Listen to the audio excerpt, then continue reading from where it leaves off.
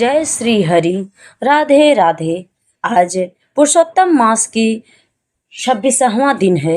आइए श्री लक्ष्मी नारायण की पुरुषोत्तम मास की कथा सुनते हैं। प्रेम से बोले लक्ष्मी नारायण की जय, पुरुषोत्तम भगवान की जय। अब उद्धापन के पीछे व्रत के नियम का त्याग कहते हैं। वाल्मीकि मुनि बोले, संपूर्ण पापों के नाश के लिए, गरुड़ ध्वज भगवान की प्रसन्नता के लिए धारण किए व्रत नियम का विधि पूर्वक त्याग करना चाहिए। कहते हैं, हे राजन, नक्त व्रत करने वाला मनुष्य समाप्ति में ब्राह्मणों को भोजन कराए और बिना मांगे जो कुछ मिल जाए उसको खाकर रहने में स्वर्ण दान करना, अमावस्या में भोजन का नियम पालन करने वाला दक्षिणा के साथ गोदान देवे, और जो आंवला जल से स्नान करता है वह दही दूध का दान देवे। हे राजन, फलों का नियम किया है तो फलों का दान करे, तेल का नियम किया है तो तेल छोड़ा है तो समाप्ति में घी दान करे, और घी का नियम किया है तो दूध का दान करे। हे राजन, धन्यों के नियम में गेहूं और साली चावल का दान करे। यदि पृथ्वी में शयन किया है तो रुई से भरे हुए गद्दे और चांदनी के सहित अपने को सुख देने वाली तकिया रखकर सैया का दान करे। वह मनुष्य भगवान को प्रिय होता है। जो मनुष्य पत्र में भोजन करता है वह ब्राह्मणों को भोजन करावे, घी चीनी का दान करे। मौन व्रत में स्वर्ण के सहित घंटा और तिलों का दान करे। सपत्नी ब्राह्मण को घी युक्त पदार्थ से भोजन कराए। हे राजन, नख केशों को धारण करने वाला बुद्धिमान दर्पण का दान करे। जूता का त्याग किया है तो जूता का दान करे।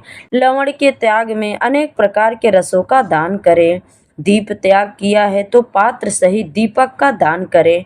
जो मनुष्य अधिक मास में भक्ति के नियमों का पालन करता है वह सर्वदा वैकुंठ में निवास करता है। तांबे के पात्र में घी और स्वर्ण की बत्ती रखकर दीपक का दान करे। व्रत की पूर्ति के लिए पल मात्र का ही दान देवे। एकांत में वास करने वाला 8 घंटों का दान करे। वे घट स्वर्ण के हो या मिट्टी के, उनको वस्त्र और स्वर्ण के टुकड़ों के सहित दे, और मास के अंत में छाता जूता के साथ 30 मोदक का दान करे, और भार ढोने में समर्थ बैल का दान करे।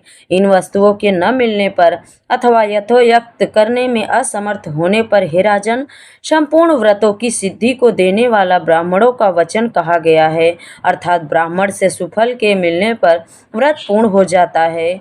जो मलमास में एक अन्न का सेवन करता है वह चतुर्भुज होकर परम गति को प्राप्त होता है। इस लोक में एकान्न से बढ़कर दूसरा कुछ भी पवित्र नहीं है। एक अन्न के सेवन से मुनि लोग सिद्ध होकर परम मोक्ष को प्राप्त हो गए। अधिक मास में जो मनुष्य रात्रि में भोजन करता है वह राजा होता है, और जो मनुष्य संपूर्ण कामनाओं को प्राप्त करता है, इसमें जरा भी संदेह नहीं है। देवता लोग दिन के पूर्वाह में भोजन करते हैं और मुनि लोग मध्याह्न में भोजन करते हैं। अपराह में पितृगण भोजन करते, इसलिए अपने लिए भोजन का समय चतुर्थ प्रहर कहा गया है। हे नराधिप, जो सब बेला को अतिक्रमण कर चतुर्थ प्रहर में भोजन करता है वो उसके ब्रह्माहत्य पाप का नाश हो जाता है। हे महिपाल, रात्रि में भोजन करने वाला समस्त पूर्णों से अधिक पूर्ण फल का भागी होता है, और वह मनुष्य प्रतिदिन अश्वमेघ यज्ञ के करने का फल प्राप्त करता है। भगवान के प्रिय पुरुषोत्तम मास में उड़द का त्याग करे। वह उड़द छोड़ने वाला समस्त पापों से मुक्त होकर विष्णु लोक को जाता है। जो पातकी ब्राह्मण होकर यंत्र में तिल पेरता है, हे राजन, वह ब्राह्मण तिल की संख्या के अनुसार उतने वर्ष पर्यंत रौरक नरक में वास करता है, फिर चंडाल योनि में जाता है और कुष्ठ रोग से पीड़ित होता है। जो मनुष्य शुक्ल और कृष्ण पक्ष की एकादशी तिथि में उपवास रख करता है वह मनुष्य चतुर्भुज हो गरुड़ पर बैठकर वैकुंठ लोक को जाता है, और वह देवताओं से पूजित अप्सराओं से सेवित होता है। एकादशी व्रत करने वाला दशमी और द्वादशी के दिन एक बार भोजन करे। जो मनुष्य देव विष्णु भगवान के प्रीत्यर्थ व्रत करता है वह मनुष्य स्वर्ग को जाता है। हे राजन, सर्वदा भक्ति से कुशा का मुट्ठा धारण करे, कुसमुट्ठी का त्याग न करे। जो मनुष्य कुसा से मल मूत्र कफ रुधिर को साफ करता है वह वृष्टा में कृमियोनि में जाकर वास करता है। कुसा अत्यंत पवित्र कहे गए हैं। बिना कुसा की क्रिया व्यर्थ कही गई है, क्योंकि कुसा के मूल भाग में ब्रह्मा और मध्य भाग में जनार्दन वास करते हैं। कुसा के अग्र भाग में महादेव वास करते हैं, इसलिए कुसा से मार्जन करे। शुद्ध जमीन से कुसा को न उखाड़े और कपिला गौ का दूध न पिए। हे भूपते, पलाश के पत्र में भोजन न करे, प्रवण मंत्र का उच्चारण न करे, यज्ञ का बचा हुआ अन्न न भोजन करे, शूद्र कुशा के आसन पर न बैठे, जनेऊ को धारण न करे और वैदिक क्रिया को न करे। यदि विधि का त्याग कर मनमाना काम करता है तो वह शूद्र अपने पितरों के सहित नरक में डूब जाता है। 14 इंद्र तक नरक में पड़ा रहता है, फिर मुर्गा सुगर बानर योनि को जाता है। इसलिए शूद्र हमेशा प्रणव का त्याग करे। हे भूमि, शूद्र ब्राह्मणों के नमस्कार करने से नष्ट हो जाता है। इतना करने से व्रत परिपूर्ण कहा है। अथवा ब्राह्मणों को दक्षिणा न देने से मनुष्य नरक के भागी होते हैं। व्रत में विघ्न होने से अंधा और कोढ़ी होता है। हे भूप, मनुष्यों में श्रेष्ठ मनुष्य पृथ्वी के देवता ब्राह्मणों के वचन से स्वर्ग को जाते हैं। इसलिए कल्याण को चाहने वाला विद्वान मनुष्य उन ब्राह्मणों के वचनों का उल्लंघन न करे। यह मैंने उत्तम कल्याण को करने वाला, पापों का नाश, उत्तम फल को देने वाला, माधव भगवान को प्रसन्न करने वाला, मन को प्रसन्न करने वाला धर्म का रहस्य कहा। इसका नित्य पाठ करे। हे राजन, जो इसको हमेशा सुनता है अथवा पढ़ता है वह उत्तम लोक को जाता है, जहाँ पर योगेश्वर हरि भगवान वास करते हैं। तो ये रही आज श्रीमद् भगवत कथा का रसपान। आइए अब सुनते हैं भगवान विष्णु की कथा। प्रेम से बोलिए भगवान विष्णु की जय, माता लक्ष्मी की जय। एक बार भगवान विष्णु जी शेषनाग पर बैठे बैठे बोर हो गए और उन्होंने धरती पर घूमने का विचार मन में किया। वैसे भी कई साल बीत गए थे धरती पर आए और वह अपनी यात्रा की ओर तैयारी में लग गए। स्वामी को तैयार होता देखकर लक्ष्मी माँ ने पूछा, आज सुबह सुबह कहाँ जाने की तैयारी हो रही है? विष्णु जी ने कहा, हे लक्ष्मी, मैं धरती लोक पर घूमने जा रहा हूँ। तो कुछ सोचकर लक्ष्मी माँ ने कहा, हे देव, क्या मैं भी आपके साथ चल सकती हूँ? भगवान विष्णु ने 2 पल सोचा, फिर एक शर्त पर, तुम मेरे साथ चल सकती हो। जब तुम धरती पर पहुंचकर उत्तर दिशा की ओर बिल्कुल मत देखना। इसके साथ ही माता लक्ष्मी ने हाँ कह के अपनी मनवा ली और सुबह सुबह माँ लक्ष्मी और भगवान विष्णु धरती पर पहुंच गए। अभी सूर्य देवता निकल ही रहे थे। रात बरसात होकर हटी थी, चारों ओर हरियाली ही हरियाली थी।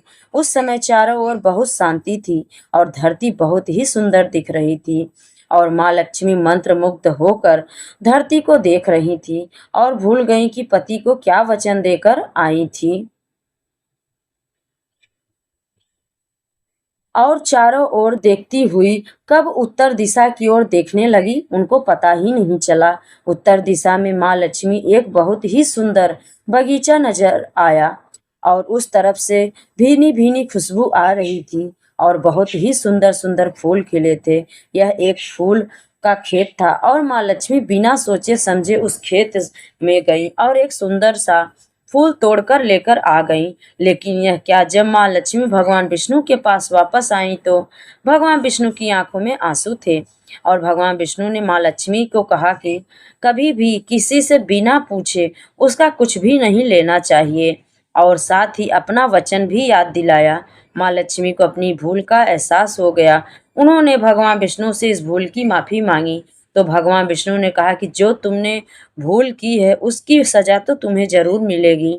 जिस माली के खेत से तुम बिना बताए फूल तोड़ा है यह एक प्रकार की चोरी है, इसलिए अब तुम 3 साल तक माली के घर नौकर बनकर रहो। उसके बाद मैं तुम्हें बैकुंठ में वापस बुलाऊंगा। माँ लक्ष्मी ने चुपचाप सर झुकाकर कहा, हाँ ठीक है। आज लक्ष्मी जी थोड़े भी थी और माँ लक्ष्मी एक गरीब और का रूप धारण करके उस खेत के मालिक के घर गई। क्या एक झोपड़ा था और मालिक का नाम माधव था। माधव की बीवी, 2 बेटे और 3 बेटियों थी।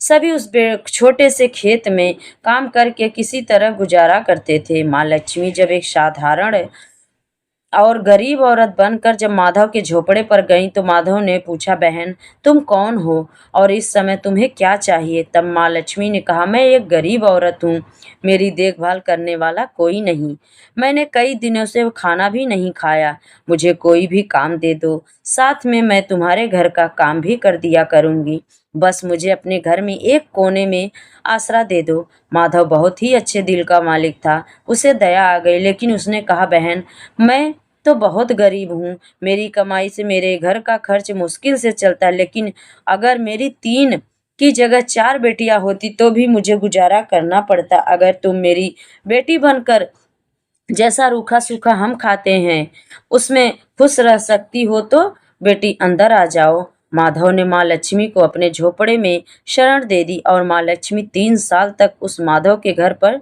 नौकर बनकर रही। जिस दिन माँ लक्ष्मी माधव के घर आई थी उस दूसरे दिन से ही माधव की इतनी आमदनी हुई फूलों से कि शाम को एक गाय खरीद कर लाया।